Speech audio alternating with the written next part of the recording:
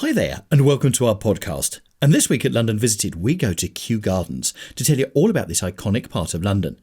My name's Steve, and each week I'll bring to you the facts, history and information about different parts of this great capital.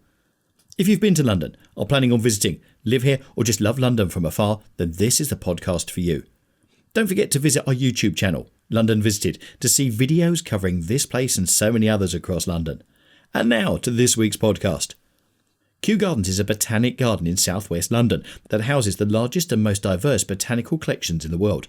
Founded in 1840 from the exotic garden at Kew Park in Middlesex, its living collections include some of the 27,000 taxia curated by the Royal Botanic Gardens, Kew, while the Herbarium, which is one of the largest in the world, has over 8.5 million preserved plants and fungal specimens.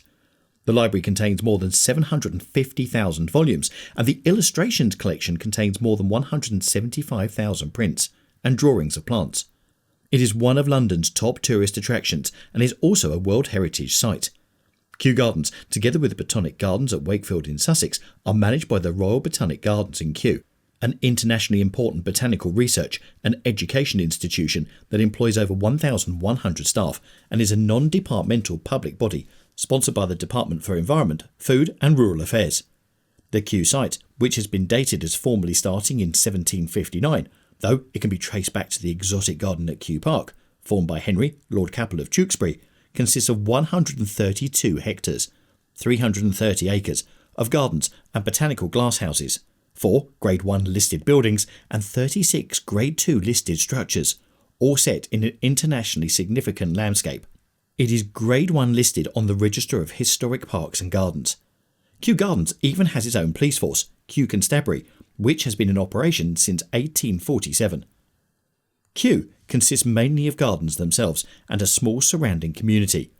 Royal residences in the area, which would later influence the layout and construction of the gardens, began in 1299 when Edward I moved his court to a manor house in neighbouring Richmond, then called Sheen. That manor house was later abandoned. However, Henry VII built Kew Palace in 1501, which, under the name Richmond Palace, became a permanent royal residence for Henry VII. Around the start of the 16th century, courtiers attending Richmond Palace settled in Kew and built large houses. Early royal residences at Kew included Mary Tudor's house, which was in existence by 1522 when a driveway was built to connect it to the palace at Richmond. Around 1600, the land that would become the gardens was known as Kew Field, a large field strip farmed by one of the new private estates. The exotic garden at Kew Park, formed by Henry, Lord Capel of Tewkesbury, was enlarged and extended by Augusta, Dowager Princess of Wales, the widow of Frederick, Prince of Wales. The origins of Kew Gardens can be traced to the merging of the royal estates of Richmond and Kew in 1772. William Chambers built several garden structures, including the lofty Chinese pagoda built in 1761, which still remains. George III enriched the gardens, aided by William Ayton and Sir Joseph Banks. The old Kew Park, by then renamed the White House, was demolished in 1802. The Dutch house, adjoining, was purchased by George III in 1781 as a nursery for the royal children. It is a plain brick structure now known as Kew Palace. Some early plants came from the walled garden, established by William Coys at Stubbers in North Ockendon. The collections grew somewhat haphazardly until the appointment of the first collector, Francis Masson, in 1771. Capability Brown, who became England's most renowned landscape artist, applied for the position of Master Gardener at Kew, and was rejected. In 1840, the gardens were adopted as a national botanical garden, in large part due to the efforts of the Royal Horticultural Society and its president William Cavendish. Under Kew's director, the gardens were increased to 30 hectares, 75 acres, and the pleasure grounds, or Arboretum, extended to 109 hectares, 270 acres, and later to its present size of 121 hectares, 300 acres. The first curator was John Smith. The Palm House was built by architect Decimus Burton and ironmaker Richard Turner between 1844 and 1848, and was the first large-scale structural use of wrought iron. It is considered the most important surviving Victorian glass and iron structure. The structure's panes of glass are all hand-blown. The Temperate House, which is twice as large as the Palm House, followed later in the 19th century. It is now the largest Victorian glasshouse in existence. Kew was the location of the successful effort in the 19th century to propagate rubber trees for cultivation outside of South America. In February 1913, the tea house was burned down by suffragettes Olive Wary and Lillian Lenton following a series of arson attacks in London. Kew Gardens lost hundreds of trees in the Great Storm of 1987. From 1959 to 2007, Kew Gardens had the tallest flagpole in Britain. Made from a single Douglas fir from Canada, it was given to mark both the centenary of the Canadian province of British Columbia and the bicentenary of Kew Gardens. The flagpole was removed after damage by weather, and woodpeckers made it a danger. The gardens were put on the UNESCO list of World Heritage Sites by UNESCO. A 5-year, £41 million revamp of the Temperate House was completed in May 2018. 5 trees survived from the establishment of the Botanical Gardens in 1762. Together, they are known as the 5 Lions. A Canopy walkway opened in 2008 takes visitors on a 200-metre, 660-foot walk, 18 metres, 59 feet above the ground, in a tree canopy of woodland glade. Visitors can ascend and descend by stairs and by a lift. The walkway floor is perforated metal and flexes underfoot. The entire structure sways in the wind. It was designed by David Marks. A short video detailing the construction of the walkway is available online. The Sackler Crossing Bridge, made of granite and bronze, opened in May 2006. The minimalist-styled bridge is designed as a sweeping double curve of black granite. The sides of the bridge are formed of bronze posts that give the impression from certain angles of forming a solid wall, while, from others, and to those on the bridge, they are clearly individual entities that allow a view of the water beyond. The bridge forms a part of a path designed to encourage visitors to visit more of the gardens than hitherto have been popular, and connects the 2 art galleries, via the Temperate and the Evolution houses, and the Woodland Glade, to the Mica House and the Bamboo Garden. The crossing won a special award from the Royal Institute of British Architects in 2008. The Hive, opened in 2016, is a multi-sensory experience designed to highlight the extraordinary life of bees. It stands 17 metres 56 feet tall and is set in a wildflower meadow. Kew Explorer is a service that takes a circular route around the gardens, provided by 2 72-seater road trains that are fuelled by Calagas to minimise pollution. A commentary is provided by the driver, and there are several stops. Kew also has one of the largest compost heaps in Europe, made from green and woody waste from the gardens and the manure from the stables of the household cavalry. The compost is mainly used in the gardens, but, on occasion, has been auctioned as part of a fundraising event for the gardens. The compost heap is in an area of the gardens not accessible to the public, but a viewing platform, made of wood which had been illegally traded but seized by customs officers in HMRC, has been erected to allow visitors to observe the heap as it goes through its cycle. In March 2006, the Davis Alpine House opened, the third version of an Alpine house since 1887. Although only 52 feet long, the apex of the roof arch extends to a height of 10 metres, 33 feet, in order to allow the natural airflow of a building of this shape to aid the all-important ventilation required for the type of plants to be housed. The new house features a set of automatically operated blinds that prevent it overheating when the sun is too hot for the plants, together with a system that blows a continuous stream of cool air over the plants. The main design aim of the house is to allow maximum light transmission. To this end, the glass is of a specially low iron type that allows 90% of the ultraviolet light in sunlight to pass. It is attached by high-tension steel cables so that no light is obstructed by traditional glazing bars. To conserve energy, the cooling air is not refrigerated but is cooled by passing through a labyrinth of pipes buried under the house at a depth where the temperature remains suitable all year round. The house is designed so that the maximum temperature should not exceed 20 degrees Celsius, 68 degrees Fahrenheit. Kew's collection of alpine plants, defined as those that grow above the tree line in their locale, ground level at the poles rising over 2,000 metres, 6,562 feet, stands to over 7,000. As the Alpine house can only house around 200 at a time, the ones on show are regularly rotated. Originally designed for Buckingham Palace, the Nash Conservatory was moved to Kew in 1836 by King William IV. The building was formerly known as Adroyd House No. 1 and was used to display species of Acrea. The building was listed Grade 2 in 1950. With an abundance of natural light, the building is now used for various exhibitions, weddings and private events.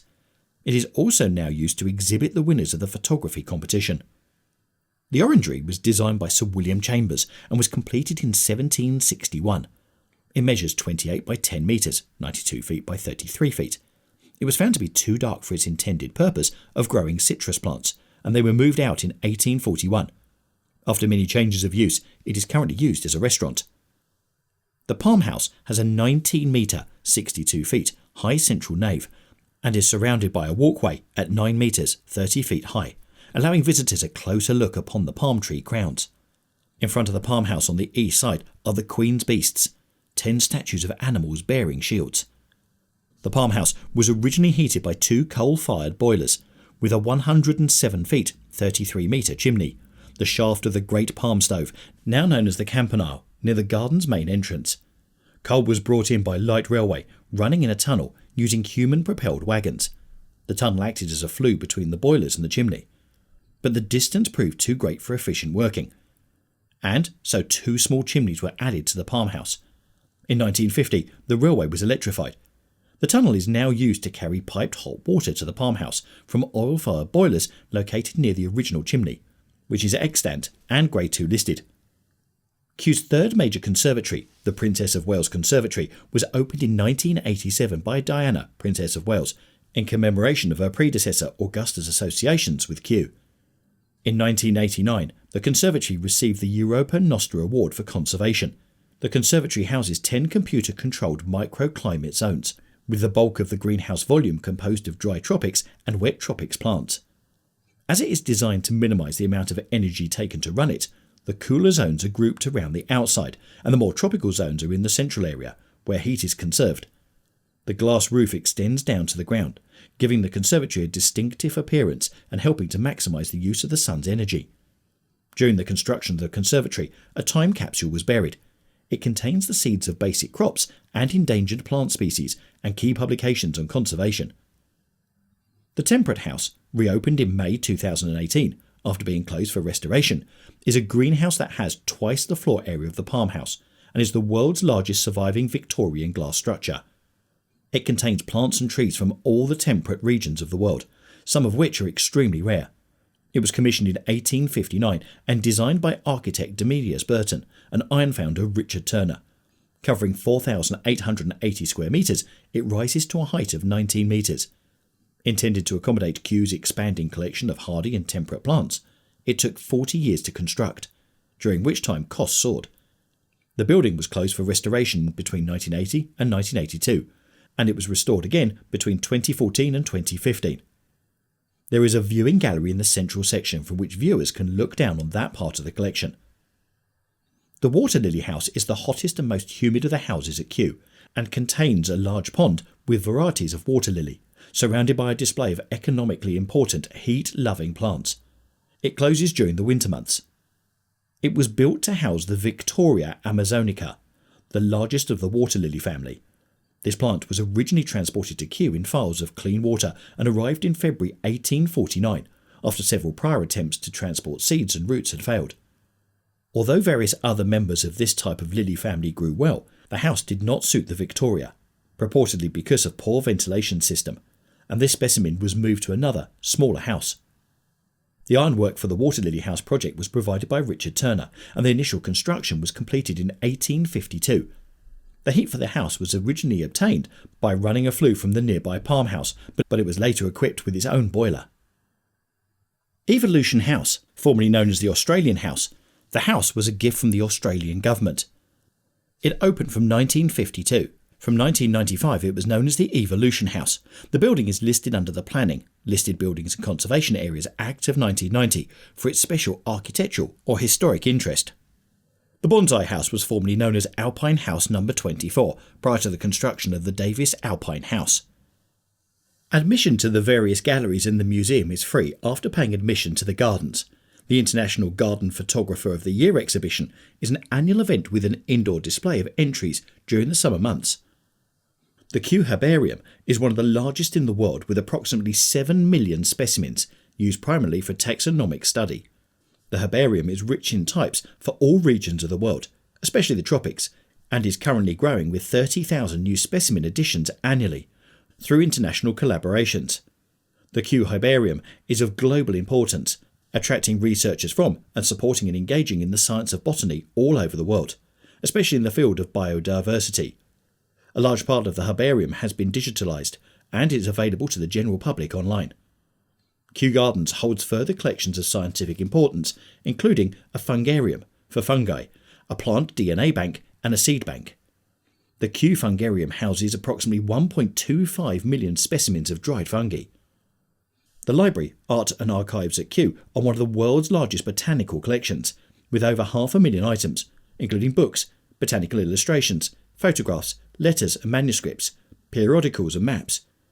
The archives, illustrations, rare book collections, main library and economic botany library are housed within the Herbarium building. Kew provides advice and guidance to police forces around the world, where plant material may provide important clues or evidence in cases. In one famous case, the Forensic Science Department at Kew were able to ascertain that the contents of the stomach of a headless corpse, found in the River Thames, contained a highly toxic African bean.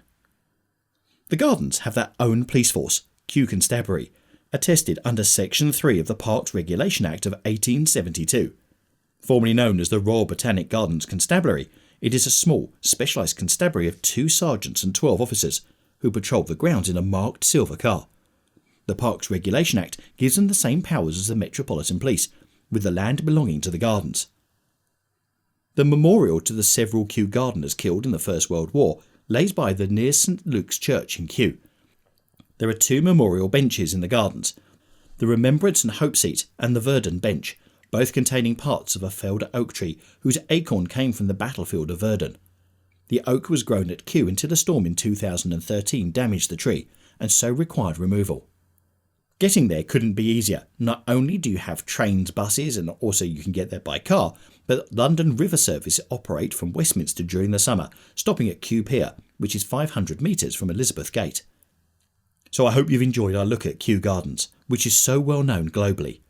Whatever podcast service you use to listen to this, please do subscribe to get updates on new shows, and also please leave us some feedback. Please also let me know any places you'd like us to feature in future podcasts, and you can let me know through our website www.londonvisited.co.uk, by emailing me directly on londonvisited@gmail.com, or you can contact us on Twitter and Instagram on @LondonVisited or Facebook on @TheLondonVisited. Thanks for listening. Really hope you enjoyed our podcast, and we'll see you soon on the next one. Bye.